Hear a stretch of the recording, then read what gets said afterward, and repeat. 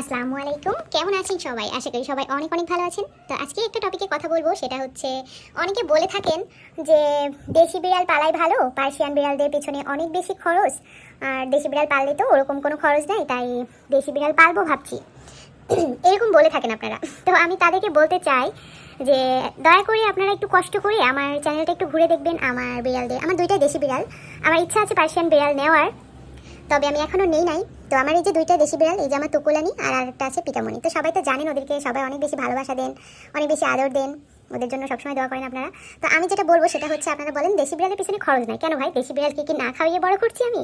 নাকি দেশি বিড়ালের পিছনে খরচ নাই এটা যে আপনারা বলেন, যা বা যারা দেশি বিড়াল পালেন তারা কি বিড়ালকে কিছু খেতে দেন না? আমার বিড়াল দুইটা, ওদেরকে প্রতিদিন আমি মুরগির মাংস খাওয়াই এবং প্রত্যেক দিন সামুদ্রিক মাছ খাওয়াই। সামুদ্রিক মাছ এবং মুরগির তো এখন প্রচণ্ড বেশি পরিমাণে দাম, তারপরেও তো আমি একদিনও খাওয়া বন্ধ